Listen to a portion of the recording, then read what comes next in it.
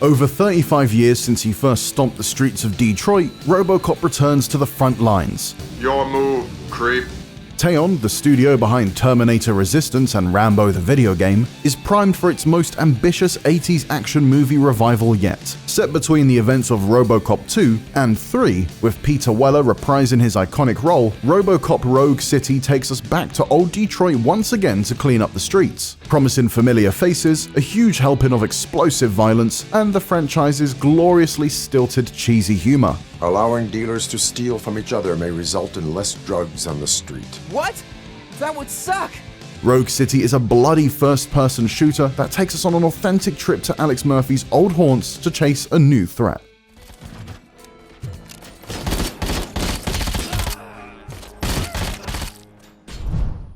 Rogue City opens with a now familiar satirical news segment, which is interrupted by a gang of punky thugs dubbed the Torchheads. This band of criminals is heavily tied to Nuke, the highly addictive narcotic from RoboCop 2, and they proceed to take the Channel 9 news team hostage. Enter Detroit's shiny RoboCop and his partner, Agent Ann Lewis, who are called to quell the disturbance and hunt down the gang's leader. This being RoboCop, restoring peace is done with little subtlety. Armed with his legendary Auto 9, RoboCop trudges methodically through the building, popping enemy skulls with each well-aimed shot. Despite his slow, tank-like movement, I've never played an FPS with a protagonist as slow and deliberate as RoboCop, and it took some time to adjust. He feels practically indestructible. He's so heavily armored he doesn't need to hide behind cover. He just soaks up bullets like a sponge, and if he runs low on ammo, no problem. Just walk up to the nearest criminal and punch a hole in his face. As such, Rogue City immediately makes you feel like a boss-level threat, and none of its early enemies really stood a chance against me on normal difficulty. RoboCop can neutralize a room full of enemies within seconds, and thanks to his scanning abilities, you can sweep and clear the surroundings with ease. While this combat loop was satisfying for a couple of hours, I do question the longevity of it all. RoboCop will only get more powerful as the game progresses, and in the brief time I had with the demo, I didn't face a single enemy that posed a real threat. So where does the challenge come from? Hopefully that'll become apparent when we spend more time with Rogue City.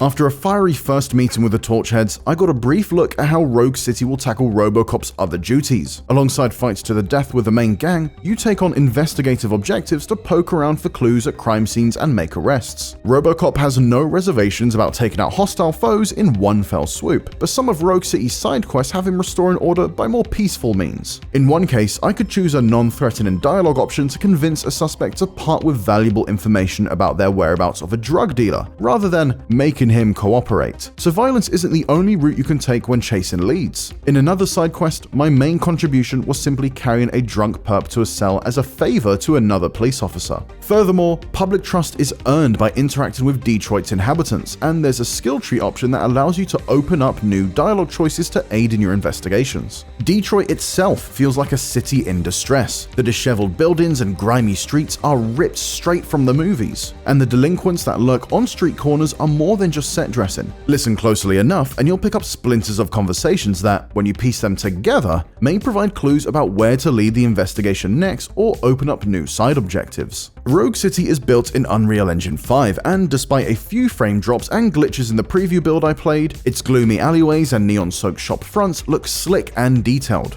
RoboCop himself looks fantastic too. Teyon has taken great care to recreating every grille and compartment on his suit, and the city lights gleam on his armor when you stop to talk to other characters, even if there are moments where the lighting doesn't quite hit right. Noticeable camera shake and the heavy thud of RoboCop's footsteps made me feel like a hefty tank when I was stomping through the streets. Place looks deserted. Are you sure your junkie friend didn't mix up the venue? He is the type who likes to mix things up. We shall have to see. Fans will immediately recognize other returning characters like Ann Lewis, but the majority of character models aren't anywhere near as realistic as RoboCop's. The Torchheads have a selection of different hairstyles and outfits to differentiate them, but you won't be paying much attention to their attire when you're caught in a firefight anyway. This Rogue City is a grubby and authentic step into Paul Verhoeven's dystopian Detroit, and it springs to life on your patrols. Between quests, you can use RoboVision to scan for nearby misdemeanors like traffic violations and disorderly conduct to ensure you clean up every nook and cranny of the city as you go. You know what? If you really think you'll find evidence of that SUX ever being here, then be my guest. Although RoboCop is still bound by his prime directives, I enjoyed the few occasions I was able to work around them to suit the kind of RoboCop I wanted to be. One side quest had me handling complaints at the police station, where I had the chance to decide whether to side with the individual or issue a ticket. In situations where things can turn violent, players will sometimes have the option to take a pacifist approach. There's certainly room for empathy in your interactions with the people in Detroit, and keeping them happy will increase your public trust score. Nonetheless, in the few investigations I've conducted so far, I was still met with plenty of opportunities to exercise RoboCop's silly humor, and sometimes that means being a little heavy-handed. For example, during one quest, I had the chance to utter a stiff one-liner before smashing up someone's radio because it was too loud. Was this unnecessary? Definitely, but justice was served. You need to be taught some manners.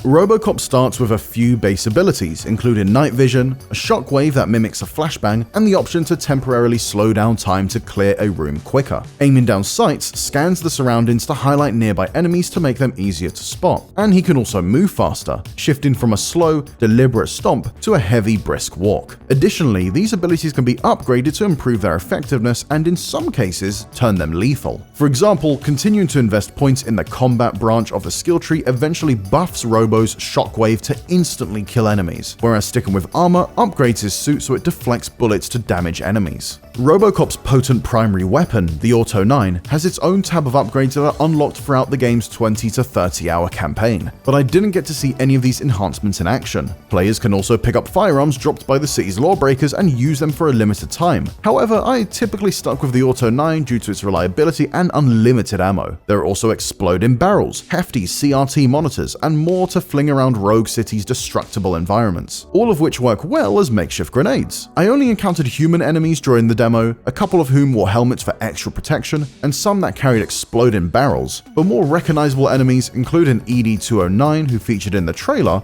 won't appear until later in the game. There's no escaping RoboCop's trigger-happy approach, and nor would you want to, but ultimately he's still a police officer instated to uphold the law. As such, there are several skills that build on Robo's eagle eye and lightning speed processing powers, which come in handy when you're searching for clues. Some objects, and indeed people, can be scanned to get more information during an investigation. There are also instances where you need to pause and collect a specific number of clues to analyze crime scenes. This is where Robo's deduction and engineering skills shine. Deduction provides enhanced scanning abilities, which help you detect more useful information such as safe combinations. Then, if you've leveled up your engineering skills enough, you can crack open the safes themselves. Arguably, the most interesting side of RoboCop is his psychology branch, which leans into the game's choice system. Investing enough in the skills doubles your public trust points and later lets you predict the consequences of certain dialogue choices. According to the developer, the decisions you make throughout the game will impact Rogue City's ending, although we're not sure to what extent just yet. Rogue City's game director says that some choices will determine which side characters live or die, but we'll have to wait to see how much of an impact this has on the story. Your choices also have consequences that may surface sooner than that. These can be almost immediate, such as coaxing out information that provides a lead in a case, to more subtle ripples later on. For example, letting a kid off with a warning for graffitiing may lead to you getting a favorable mention scrawled on a city wall down the line, opposed to something hostile.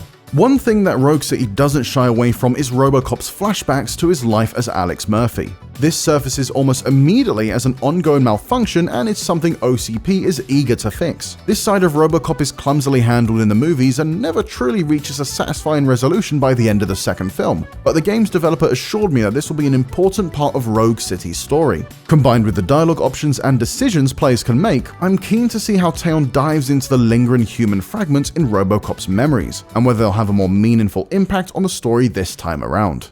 Overall, Rogue City has the makings of a faithful homecoming for RoboCop fans. The demo immediately nails the franchise's exaggerated badass tone, and it's pumped to the gills with humor, violence, and all of the movie's callbacks you'd hope for. However, I'm curious to see how Teyon plans to maintain RoboCop's momentum to keep combat feeling fresh and introduce more of a challenge as players unlock new abilities and upgrades. I've only played through Rogue City's opening missions and didn't have a chance to test the game on different difficulties, but I was a bit disappointed that I didn't get to see a wider variety of enemies or face a real threat that forced me to use RoboCop's full set of tools. While some of RoboCop's abilities sound promising, it's difficult to predict how much of an impact they'll have on the game's combat loop without trying them against tougher enemies. After recently watching the movies, I was excited to step into the shoes of a powerful action hero and tear through Detroit. RoboCop certainly feels capable of doing so, but I'm concerned that simply bulldozing through enemies will lose its appeal quickly. I'm also intrigued by the idea of seeing more of RoboCop's interactions with other police officers and the public, but as of now, it's too early to be sure how deep Rogue City's choice system really goes. For more on RoboCop Rogue City, check out the latest trailer, and for everything else, stick with IGN.